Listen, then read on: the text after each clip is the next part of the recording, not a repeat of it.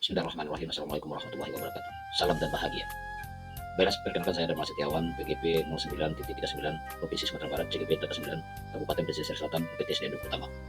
Beres, saya akan memaparkan modul 1.1.A.8, koneksi antar materi modul 1.1, kesimpulan dan refleksi pemikiran pendidikan Ki Hajar Dewantara.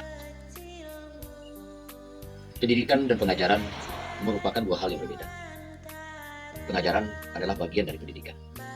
Jadi pendidikan dan pengajaran merupakan dua hal yang berbeda namun merupakan satu kesatuan. Pendidikan adalah memberi tuntunan terhadap segala kekuatan kodrat yang dimiliki anak agar ia mampu mencapai keselamatan dan kebahagiaan yang setinggi-tingginya, baik sebagai seorang manusia maupun sebagai anggota masyarakat. Pengajaran merupakan proses pendidikan dalam memberi ilmu atau berfaedah untuk kecakapan hidup anak secara lahir dan batin. Anak bukanlah tembung rasa, anak bukanlah kertas kosong yang siap ditulis apa saja, namun mereka telah membawa kodrat ibarat kertas. Di atas kertas tersebut sudah ada tulisan atau coretan yang sama-sama. Tugas kita sebagai pendidik adalah menyebalkan sehingga menjadi jelas dan bermakna. Kodrat alam dan kodrat zaman. Ki Hajar Dewantara mengelaborasi pendidikan terkait kodrat alam dan kodrat zaman sebagai berikut. Dalam melakukan pembaharuan yang terpadu, hendaknya selalu diingat bahwa segala kepentingan anak-anak didik, baik mengenai hidup diri pribadinya maupun hidup kemasyarakatnya, jangan sampai meninggalkan segala kepentingan yang berhubungan dengan kodrat keadaan, baik pada alam maupun pada zaman. Sementara itu, segala bentuk isi dan wirama, yakni cara mewujudkannya, hidup dan penghidupannya seperti demikian, hendaknya selalu disesuaikan dengan dasar-dasar dan asas-asas kehidupan kebangsaan. Ki Hajar Dewantara mencetuskan semboyan yang sangat menginspirasi dalam dunia pendidikan, yang selama ini kita kenal sebagai trilogi semboyan pendidikan. Pertama, Ing Ngarso Suntoro, di depan kita sebagai pendidik memberi teladan. Ing Madio Mangkarso, di tengah membangun semangat kemauan. Teguh Handayani, di belakang memberi dorongan, semangat dan motivasi kepada pendidik. Azas Trikon menjadi prinsip perubahan yang dapat kita lakukan untuk mewujudkan transformasi pendidikan. Azas Trikon yaitu kontinuitas, konvergensi, dan konsentris. Adapun yang berkenaan dengan azas kontinuitas adalah pengembangan pendidikan yang harus dilaksanakan secara terus-menerus dan berkesinambungan. Yang kedua, azas konvergensi. Pengembangan pendidikan yang dilakukan bisa mengambil dari berbagai sumber dan disesuaikan dengan kebutuhan dan potensi yang kita miliki sendiri. Yang ketiga, azas konsentris. Pengembangan pendidikan yang dilakukan harus tetap berdasarkan kepribadian kita. Jadi, tujuan utama pendidikan adalah menuntun tumbuh kembang anak secara maksimal, sesuai dengan karakter kebudayaan sendiri. Budi pekerti. Menurut Ki Hajar Dewantara, budi pekerti atau watak atau karakter merupakan perpaduan antara gerak, pikiran, perasaan, dan kehendak atau kemauan sehingga menimbulkan tenaga. Budi pekerti juga dapat diartikan sebagai perpaduan antara cipta, kognitif, rasa, atau afektif sehingga menciptakan karya psikomotor. Selamat dan bahagia. Muara dari pendidikan adalah menjadikan anak selamat dan bahagia, baik sebagai pribadi manusia atau sebagai bagian dari masyarakat. Selamat dan bahagia diartikan anak mampu untuk tidak bergantung pada orang lain secara lahir dan batin, namun mereka mampu untuk berdiri dengan kekuatan sendiri. Selamat dan berbahagia sebagai manusia berarti selamat dalam kehidupan dunia dan akhiratnya. Dan sebagai anggota masyarakat berarti mampu mewarnai kehidupan masyarakat, memberikan pengaruh positif dan tidak menjadi duri atau bahkan merugikan orang lain. Karena itu, budi pekerti menjadi salah satu faktor yang mewujudkan itu.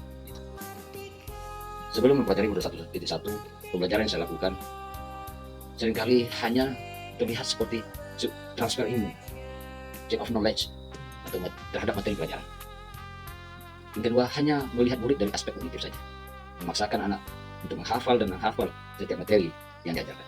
Yang ketiga, ketuntasan dalam penyampaian materi juga penting dalam memaknai karakter ilmu. Artinya, selama ini kita hanya mengejar bagaimana supaya muatan materi di dalam suatu mata pelajaran itu tersampaikan sesuai dengan waktunya. Yang keempat, jika nilai murid sudah mencapai KKM, berarti pembelajaran telah berhasil.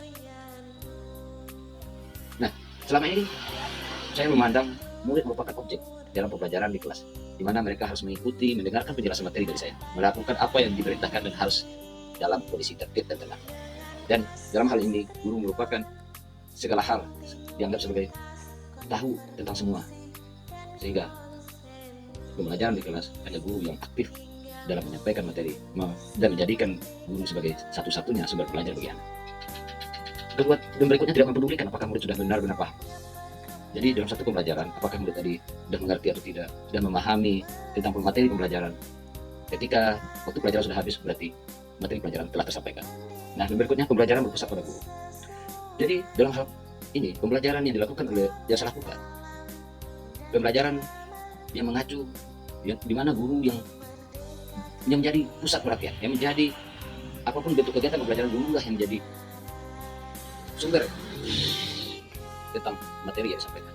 kemudian murid dituntut untuk memenuhi tugas-tugas yang diberikan, sehingga membuat murid merasa terbebani dengan materi-materi yang disampaikan atau yang seolah dipaksakan kepada murid. Nah, dengan mengikuti program pendidikan guru penggerak ini dan mempelajari modul 1.1 tentang pemikiran KHD, jadi paradigma atau pandangan saya terhadap pembelajaran yang saya lakukan selama ini kurang tepat sebagaimana yang disampaikan oleh Ki Hajar Dewantara. Saya memahami pemikiran pendidikan dari Ki Hajar Dewantara, di mana pendidikan itu harus berpihak pada murid, dan pendidikan itu bertujuan menuntun segala kodrat anak untuk mencapai keselamatan dan kebahagiaan setinggi-tingginya sebagai manusia dan atau sebagai anggota masyarakat. Saya harus membenahi diri, mulai dari diri saya, bahwa seorang pendidik bertugas hanya menuntun dalam proses tumbuhnya anak. Menuntun saya artikan memberikan teladan, bimbingan, arahan dan dorongan kepada anak agar mampu mengembangkan fitrah yang dibawanya, seperti potensi, minat, atau bakat siswa. Pendidik adalah bamong yang bertugas untuk momong atau anak. Atau Ki Hajar Dewantara juga menyebutkan bahwasanya seorang guru harus menghamba kepada murid, melayani bagaimana terbentuknya atau proses penebalan oleh coretan-coretan tadi pada diri anak. Saya semakin memahami bahwa dalam pendidikan harus memperhatikan pada alam dan pada zaman. Pada alam perlu diperhatikan agar pendidikan mampu mengidentifikasi karakter siswa, potensi, sosial budaya. Kita pendidik hanya menuntun agar menuju ke jalurnya sesuai dengan nilai-nilai kemanusiaan. Pada zaman juga menjadi dasar untuk mengidentifikasi secara menuntun anak dengan menyesuaikan perkembangan peradaban saat ini. Kita tidak boleh menyamakan ketika kita masih belajar sudah sangat berbeda dengan saat ini. Berkenaan dengan kodrat zaman, dahulu kita mengikuti pembelajaran sebagaimana sebelum saya mengikuti program guru penggerak ini. Guru merupakan satu-satunya sumber belajar. Gurulah yang paling hebat, gurulah yang paling pintar, dapat memperhatikan kodrat atau potensi yang dimiliki oleh siswa. Begitu juga dengan kodrat keadaan atau kodrat alam. Siswa yang berada di tepi pantai tidaklah sama proses pembelajaran yang diberikan dengan siswa yang berada di pegunungan. Begitu juga dengan kodrat zaman. Dahulu kita hanya dapat keilmuan secara abstrak. Contohnya, guru menerangkan tentang Candi Borobudur, Monas, apapun yang bentuknya tidak pernah kita lihat sekalipun. Kita hanya mendengar secara audio dari guru, dari penyampaian dari guru tersebut, bahwasanya di Pulau Jawa itu ada Candi Borobudur, Candi Mendur. Nah, tetapi dalam proses pembelajaran saat ini, kita dapat menayangkan, dapat menggunakan multimedia dalam proses pembelajaran, sehingga apa yang kita sampaikan bisa mengonkretkan, menampilkan kepada siswa, sehingga siswa dapat memahami, dapat melihat, dapat secara detail apa yang kita sampaikan. Beberapa hal segera akan diterapkan agar pembelajaran di kelas mencerminkan pemikiran KHD adalah merencanakan pembelajaran yang berpihak pada peserta didik dengan pembelajaran menyenangkan, membuat kesepakatan bersama dengan peserta didik mampu menumbuhkan kesadaran belajar bersama. Yang ketiga, memberikan teladan kepada peserta didik untuk melaksanakan pembiasaan untuk menumbuhkan budi pekerti.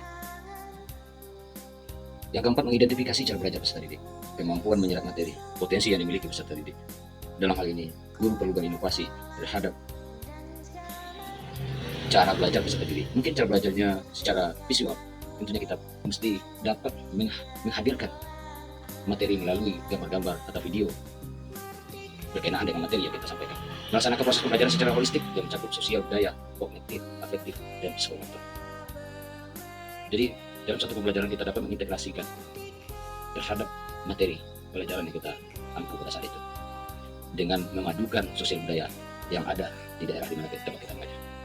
Yang keenam, menjadikan murid sebagai subjek pembelajaran dengan membangun pengetahuan sendiri, bebas berekspresi, berkreasi, dan mengemukakan pendapat. Artinya dalam pembelajaran guru sebagai fasilitator.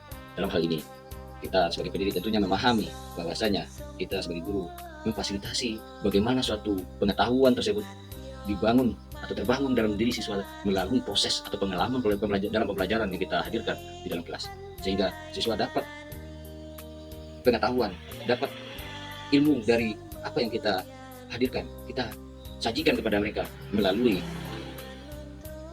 dengan memfasilitasi siswa dalam belajar. Demikianlah kesimpulan dan refleksi diri saya yang bisa saya sampaikan dalam memahami pemikiran dari Ki Hajar Dewantara. Semoga Allah memberikan keberkahan agar apa yang saya sampaikan bisa bermanfaat bagi saya sendiri dan juga bagi siapapun yang membaca, terutama para pendidik, sehingga mampu menerapkan dalam pembelajaran. Salam dan bahagia. Assalamualaikum warahmatullahi wabarakatuh.